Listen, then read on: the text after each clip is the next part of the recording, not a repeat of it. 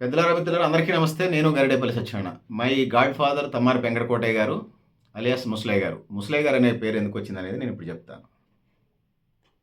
ముసలయ్య గారు అనేది ముసలయ్య గారి అమ్మ నా పేరు, నాన్న పేరు బ్రహ్మయ్య, తమ్మారు బ్రహ్మయ్య, తమ్మారపు లక్ష్మీదేవమ్మ. లక్ష్మీదేవి.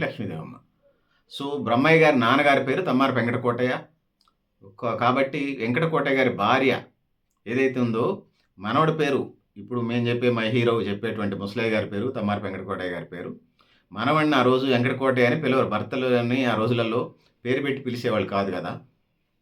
ఈ క్రమంలో భర్తని పేరు పెట్టి పిలిచేవాళ్ళు కాదు కాబట్టి మనవడిని కూడా పేరు పెట్టి పిలవలేక ముసలయ్య అనేది జనానికి అసలు కంటే ఇదిలాగా కొంచెం కొన్ని అట్లా కనెక్ట్ అవుతూ ఉంటుంటాయి. ఆయన వెంకటకోటయ్య ఇప్పుడు జూనియర్ తమ్మారపు వెంకటకోటయ్య గారు, లేకపోతే నేను చెప్పే హీరో వెంకటకోటయ్య గారు అసలు పేరు తమ్మారపు వెంకటకోటయ్య. వాళ్ళ తాత పేరు పెట్టారు. వాళ్ళ నాయనమ్మ భర్తని పేరు పెట్టి పిలవరు కదా!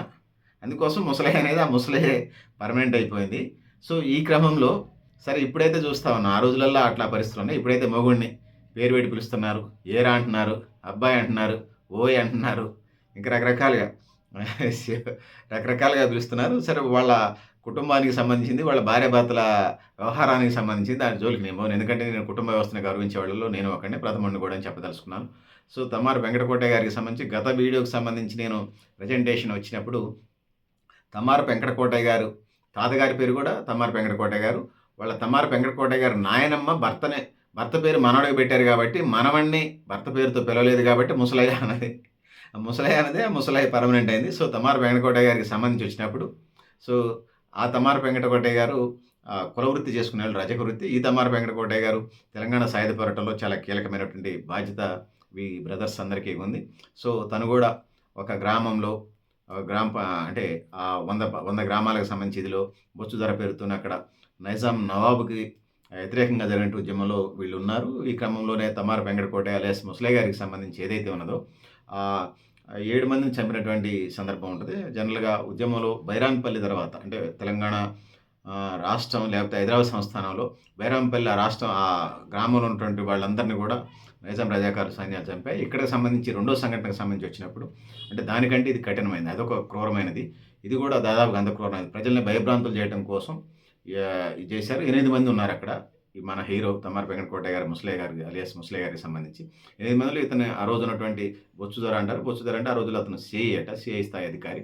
అతను అన్నం క్యారేజ్ కోసం పంపించినప్పుడు ఈ ముసలయ్య గారు తన అన్నం క్యారేజ్ కోసం వెళితే మిగిలిన 7గురిని వచ్చినటువంటి నైజాం రజాగారి పోలీసులు ఆ రోజుల్లో లారీయో ఏదో తీసుకొని వచ్చి ఈడ్చుకొని లారీలు వేసుకొని పోయి చంపేసి మళ్ళీ ఊళ్ళో తీసుకొచ్చి జనరల్గా మనుషుల అంత్యక్రియలు ఊరు బయట చేస్తారు.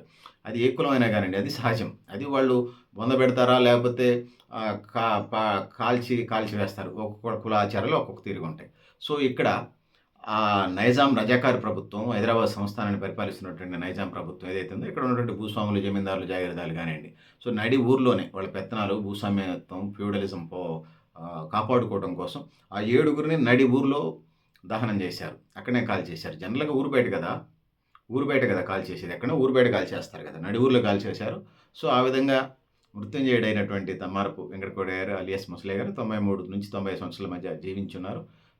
పోయిన వీడియోలో నేను ఎందుకు వెంకటకోటయ్య గారు పేరు ముసలయ్య గారు అని పడదని దానికి సంబంధించి క్లారిటీ లేదనిపించింది. నేను మళ్ళీ ఒకసారి క్రాస్ చెక్ చేసినప్పుడు అందుకోసం ఈ వీడియోని మళ్ళీ దాని పర్పస్గా మళ్ళీ చేస్తూ ఉన్నాను. పెద్దలారా మిత్రులారా, ఆయన మళ్ళీ ఒకసారి స్మరించుకునే ఆయనే మళ్ళీ నా పేరు సరిగ్గా చెప్పలేదనే ఏదో ఆయన మరి ఆత్మరూపంలో చెప్పిందా. స్వర్గానికి వెళ్ళుంటాడు మా ముసలయ్య గారు. అనేక మందికి సంబంధించిన గత వీడియోస్లో చెప్పున్నాను. అన్నీ చెప్పడం అనేది సాధ్యం కాదులే కానీ ఆయనకున్న గొప్పతనాన్ని కొన్ని నాకు గుర్తొచ్చినటువంటి అంశాలు చెప్పే ప్రయత్నం అయితే చేశాను.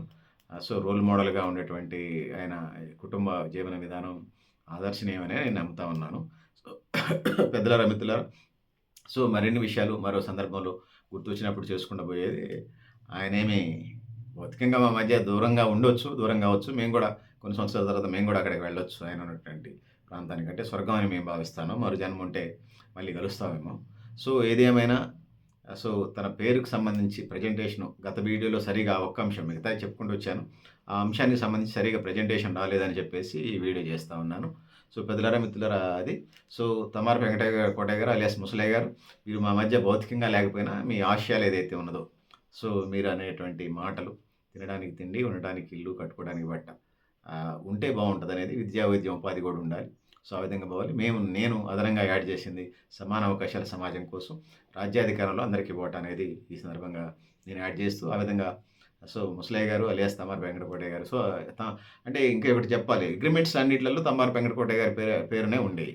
అది ఏదైనా పెన్షన్ గాని, ల్యాండ్ డాక్యుమెంట్స్ గాని, ఇతర ఏదైనా సంతకాలు చేసేటప్పుడు రేషన్ కార్డు, ఆధార్ కార్డు, లేకపోతే ఎక్కడైనా హాస్పిటల్ చెకింగ్‌కి వెళ్ళినప్పుడు, లేకపోతే ఎక్కడైనా పేరు ఎన్రోల్ చేయాల్సొచ్చినప్పుడు, ఎక్కడైనా ఫెర్టిలైజర్స్ పెస్ట్ షాపులో ఫెర్టిలైజర్స్, పెస్టిసైడ్ షాపులలో లేకపోతే విత్తనాలు తీసుకొచ్చే క్రమంలో అన్ని చోట్ల తమ్మారపు వెంకటకోటయ్య గారి పేరు మీదనే ఉండేది. సో, ఎక్కడన్నా ముసలయ్య గారని చెప్పి రాసి చెప్పలేం గానీ, అదే డాక్యుమెంటెడ్ అని తెలియజేసుకుంటూ, పెద్దలారా, మిత్రులారా, మళ్ళీ తనని మళ్ళీ ఒకసారి స్మరణ చేసుకోవటం, గుర్తు చేసుకోవటం గర్వకారణంగా హ్యాపీగా ఫీల్ అయితూ, పెద్దలారా, మిత్రులారా, అందరికీ థాంక్ యూ. థాంక్ యూ అనండాలి. మీరు కూడా మీ అభిప్రాయం కామెంట్ బాక్స్‌లో నేను తెలియజేస్తా ఉన్నాను.